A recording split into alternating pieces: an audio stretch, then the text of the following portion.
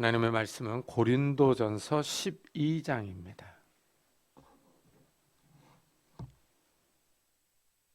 고린도전서 12장 1절부터 11절까지 저와 여러분이 한 절씩 교독하겠습니다. 고린도전서 12장 1절부터 11절까지 한 절씩 교독하겠습니다. 고린도전서 12장 1절부터 11절입니다. 형제들아, 신령한 것에 대하여 나는 너희가 알지 못하기를 원하지 아니하노니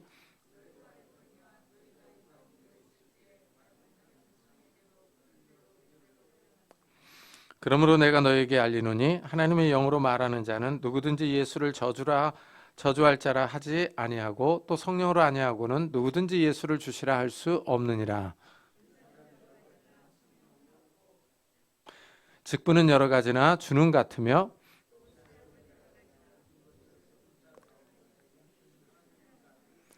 각 사람에게 성령을 나타내심은 유익하게 하려 하심이라.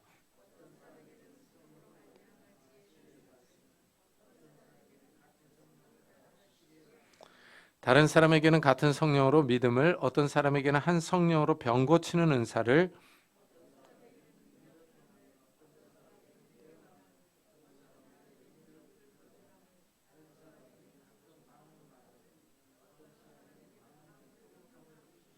다 같이 이 모든 일은 같은 한 성령이 행하사 그의 뜻대로 각 사람에게 나누어 주시는 것이니라. 아멘.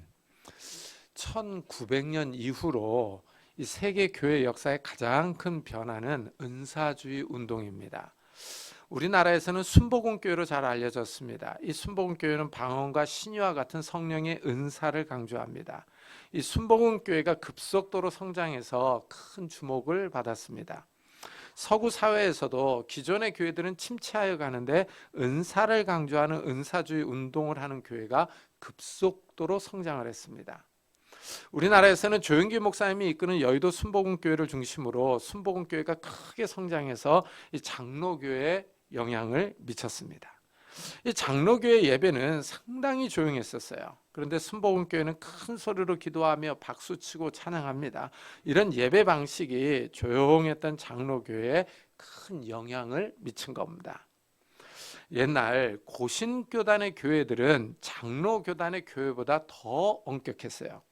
박수치고 큰 소리로 기도하면 쫓겨나다시피 했습니다.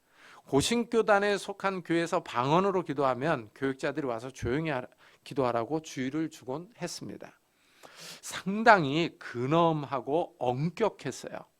그래서 고신교단과 일부 장로교단의 교회에서 예배 시간에 드럼 치고 기타 치는 것은 정말 상상할 수가 없었습니다. 그런데 이제 순복음교회에서는 북치고 박수치면서 찬양하고 기도했어요. 이런 분위기가 장로교회에 많은 영향을 미쳤습니다. 이 은사를 강조하는 순복음교회 등장으로 교회가 성령의 사역에 많은 관심을 가졌습니다. 오늘 본문이 바로 이 성령의 사역을 잘 보여줍니다. 먼저 바울은 성도들이 이전에는 우상에게 끌려다녔다고 말합니다. 너희도 알거니와 너희가 이방인으로 있을 때 말 못하는 우상에게로 끄는 그대로 끌려갔느니라 합니다. 이 바울은 우상의 특징을 말 못하는으로 규정합니다. 이 말을 한다는 것은 생각하고 판단하는 거죠. 자기 의견이 명확합니다. 그런데 말을 하지 못하는 우상은 생각하고 판단하지 못한다는 겁니다. 이성과 지성이 없어서 자기 의견이 없습니다. 이 말은 한마디로 말하면 우상은 죽었다는 것입니다. 우상은 살아있는 신이 아니라는 것입니다. 이것은 고린도 지역이나 현대의 우리나라나 마찬가지입니다. 우상을 섬기는 나라들은 사실 돌이나 나무 또는 금이나 은으로 만든 조각품을 섬기는 겁니다. 사람들이 우상의 형상을 만들어서 세워놓았습니다. 우상은 움직이지도 못하고 말하지도 못합니다. 냄새를 맡지도 못하고 듣지도 못합니다. 우상은 살아있지 않고 죽었습니다. 그냥 그 자리에 서 있습니다. 예수를 믿지 않았을 때는 이런 우상에게 끌려다녔어요. 영적 분별력이 없었기 때문입니다. 참된 하나님이 누구인지 몰랐을 때 어리바리하게 우상을 섬겼습니다. 사람들이 우상을 섬겨야 한다고 하고 구술해야 한다고 해서 우상 앞에서 절하고 섬겼던 겁니다. 영적으로 무지했기 때문이죠. 영을 분별할 수 있는 지혜가 없었습니다. 그러나 이제는 고린도 교회 성도들에게 하나님의 영이 임했습니다. 그러므로 내가 너에게 알리노니 하나님의 영으로 말하는 자는 누구든지 예수를 저주할 자라 하지 아니하고 또 성령으로 아니하고는 누구든지 예수를 주시라 할 수 없느니라 하고 말합니다. 이 하나님의 영인 성령이 임해야 영적 분별력이 생깁니다. 성령이 함께해야 예수님이 누구인지를 알 수 있어요. 예수님이 주님이시라는 사실을 깨닫습니다. 성령은 하나님의 영으로 거룩한 영입니다. 성령이 임해야 예수를 주님으로 인정합니다. 성령이 임한 사람들은 예수님을 저주하지 않습니다.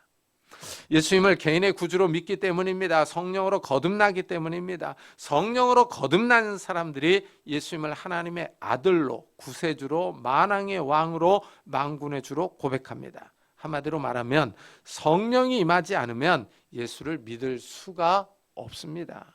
성령이 세상 사람들과 믿는 사람들의 차이를 만듭니다. 성령이 임하면 세상을 보는 눈이 달라집니다. 일단 하나님을 인정합니다. 예수님이 하나님의 아들이며 예수를 믿어야 구원받는다는 사실을 깨닫습니다. 하나님의 나라가 있다는 사실을 고백합니다. 이러니 믿는 사람들이 예수님을 욕할 수 있겠습니까? 성령이 임해야 하나님의 나라를 봅니다. 성령이 임해야 예수님을 주님으로 고백합니다. 예수를 믿는 사람들에게는 성령이 임하지만 믿지 않는 사람들에게는 성령이 임하지 않습니다. 이래서 성도들은 세상 사람들과 영이 다릅니다. 세상의 영을 받지 않았습니다. 예수 믿는 사람들의 모임을 교회라고 합니다. 교회는 건물이 아니라 성도들입니다. 그런데 삼위의 하나님께서 이 교회에 역사하십니다. 이래서 은사는 여러 가지나 성령은 같고 직분은 여러 가지나 주는 같으며 또 사역은 여러 가지나 모든 것을 모든 사람 가운데서 이루시는 하나님은 같으니 하고 말합니다. 삼위 하나님이 하시는 일을 말합니다. 성령은 은사들을 나누어 주십니다. 주님은 직분을 임명합니다. 하나님은 모든 사람 가운데서 다양하게 일하십니다. 삼위 하나님이 일하시는 모습을 설명하고 있습니다. 특별히 성령께서 각 사람에게 은사를 나누어 주십니다. 이 은사는 선물입니다. 나눠 주시는 분이 주권을 가지고 있습니다. 우리가 받고 싶다고 해서 받는 것이 아니라 성령께서 주셔야 받을 수 있습니다. 은사는 성령께서 나타나시는 거예요. 이래서 각 사람에게 성령을 나타내심은 유익하게 하려 하심이라 하고 말합니다. 여기서 성령을 나타내시며 이 표현이요. 이게 성령의 현시, 성령의 발표 이런 뜻이에요. 그러니까 성령께서 각 사람에게 주신 은사를 통해서 나타나시는 거예요. 성령께서 자신을 드러내시는 겁니다. 이 말씀을 잘 생각해 보면은 은사에 나타나며 성령께서 존재한다는 것입니다. 성령은 하나님의 영으로 사람의 눈에 보이지 않습니다. 그렇다고 존재하지 않는 것은 아닙니다. 바람이 눈에 보이지 않는다고 존재하지 않는 것은 아닙니다. 바람이 불면 나뭇잎이 흔들리며 먼지가 날아다닙니다. 나뭇잎이 흔들리는 것을 보면서 바람이 분다는 것을 압니다. 성령도 이와 같습니다. 은사가 나타나는 것을 보면 성령 하나님이 교회에서 이 땅에서 역사하는 것입니다. 사람의 눈에 보이지 않지만 존재하는 것이 있습니다. 공기가 그렇습니다. 공기가 없으면 사람이 숨을 쉬고 살 수가 없습니다. 성령께서 눈에 보이지 않지만 존재하십니다. 성령은 성도 각 사람에게 주신 은사를 통해서 나타나는 겁니다. 은사를 통해서 성령께서 자신의 존재를 드러내는 것입니다. 사도 바울은 성령께서 은사들을 주신다고 말합니다. 그리고 어떤 은사들이 있는지를 설명합니다. 가장 먼저 지혜의 말씀, 그 다음에 지식의 말씀을 언급합니다. 이 지혜와 지식은 유사동의어지만 굳이 구별한다면 지혜가 지식보다는 좀 더 넓은 개념으로 이해할 수 있습니다. 그런데 재밌는 거는 고린도 지역의 이 사람들이요, 지혜를 추구했어요. 그래서 바울이 앞에서 유대인은 표적을 구하고 헬라인은 지혜를 찾으나 우리는 십자가에 못 박힌 그리스도를 전하니 유대인에게는 거리끼는 것이요 이방인에게는 미련한 것이로되 하고 말했습니다. 이 헬라인들이요, 즉 이방인들이죠. 이 이방인들은 지혜를 추구했습니다. 세상 지혜, 철학적 지혜를 뜻합니다. 이 바울이 여기서 말하는 은사는 지혜의 말씀, 지식의 말씀이에요. 여기 말씀, 이 로고스가 중요한 거예요. 이 철학 또는 세상 지혜와 지식이 아니라 하나님의 말씀을 이해하고 깨닫는 지혜와 지식을 의미합니다. 이 말씀이요, 이 말씀은 그리스도에 관한 말씀이죠. 이래서 바울은 그리스도는 하나님의 능력이요 하나님의 지혜니라 하고 말했습니다. 하나님은 예수 그리스도에 관한 소식을 이 말씀으로 주었어요. 그리스도의 말씀을 통해서 사람이 구원받는 길을 제시합니다. 이래서 이 하나님의 말씀을 잘 이해하는 지혜와 지식이 필요합니다. 이 바울은 은사들 가운데 말씀을 잘 깨달을 수 있는 지혜와 지식을 가장 먼저 언급합니다. 그만큼 말씀이 중요하다는 의미입니다. 신기한 사실은 하나님의 말씀을 같이 들어도 어떤 사람은 이해합니다. 그러나 어떤 사람은 이해하지 못합니다. 같이 설교를 들어도 사람마다 이해하는 것이 다릅니다. 성령께서 지혜를 주는 사람이 있는가 하면 주지 않는 사람이 있습니다. 성령께서 말씀을 깨닫는 지혜와 지식을 줄 때 사람은 하나님의 말씀을 이해할 수 있습니다. 깨닫는 사람에게는 말씀이 열려 있지만 깨닫지 못하는 사람에게는 말씀이 숨겨져 있습니다. 이래서 예수님의 말씀을 전할 때 이해하지 못하는 사람들이 많이 떠났습니다. 이 요한복음을 읽어보면은 예수님이 오병이어의 기적을 행하신 후에 사람들이 많이 찾아왔어요. 그러니까 그 모인 사람들에게 예수님이 나는 생명의 떡이다 하고 말씀하셨어요. 예수님이 하늘에서 내려온 생명의 떡이라고 하자 사람들이 수군거립니다. 이 사람들은 예수님이 요셉의 아들인 것을 알고 있는데 예수님은 하늘에서 내려왔다고 합니다. 하늘에서 내려온 떡을 먹어야 한다고 하자 많은 사람이 예수님의 말씀을 이해하지 못하고 떠났습니다. 영적 지혜와 지식이 없기 때문입니다. 하나님의 말씀을 이해할 영적 분별력이 없었습니다. 이래서 기독교는 말씀 교육을 강조합니다. 이 사람들은 깨달은 말씀을 다른 사람에게 가르쳐주고 책으로 써서 후대에 남깁니다. 그럼 후대 사람들이 보고 그것을 이해합니다. 이것을 또 교육합니다.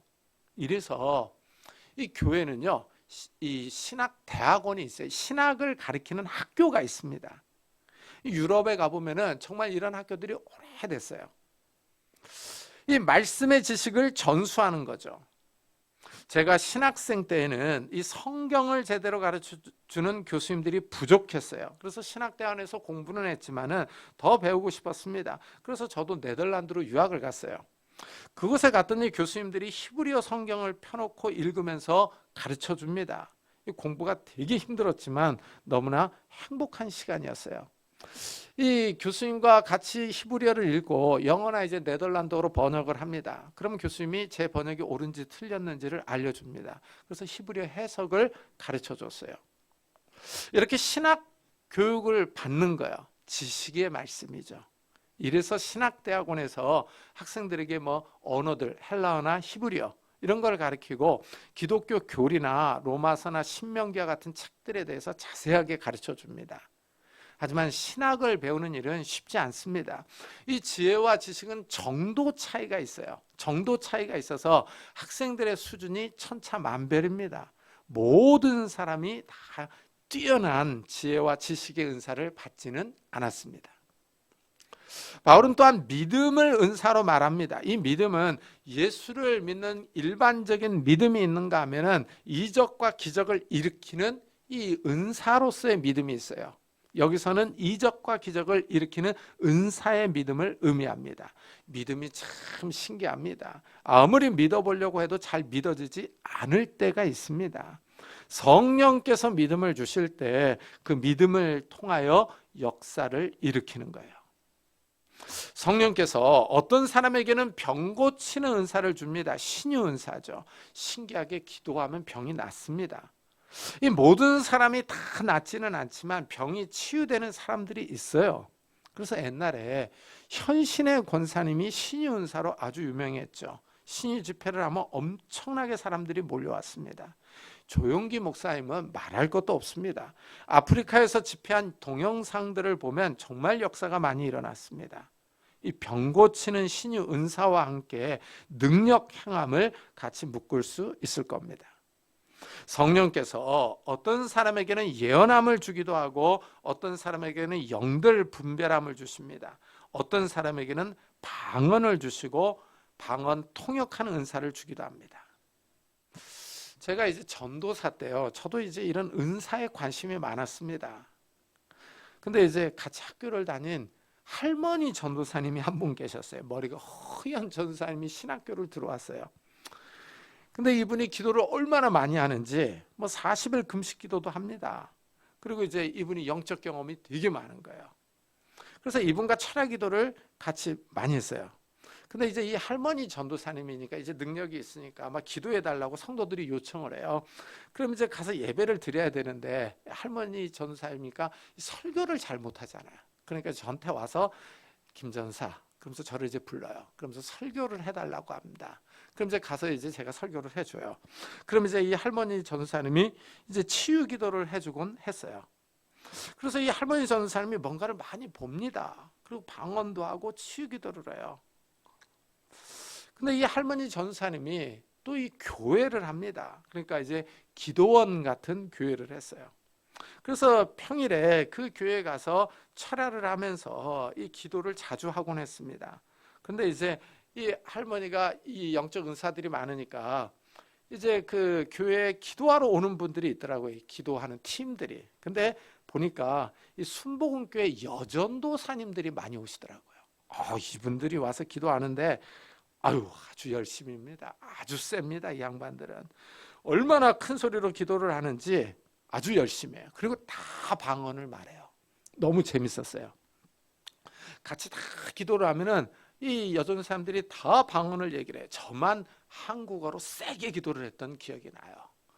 그래서 참 이분들하고 기도를 많이 했었는데 이 방언으로 기도하는 분도 있고 통역하는 분도 있어요. 통역한다고 하는데 나는 잘 모르니까 그런가 보다 했던 기억이 있었습니다. 참 이분들과 같이 기도를 하면서 영적인 경험을 많이 했어요. 기도의 용사들이죠. 저는 5대째 믿는 집안에서 태어났습니다. 이 집안에서 방언하고 통역하는 것을 자연스럽게 보고 자랐어요. 그래서 저는 은사를 부인하지 않습니다. 그러나 은사를 부인하는 분들도 있어요. 이런 은사들은 초대교회 시대에만 필요했던 초자연적인 능력이다.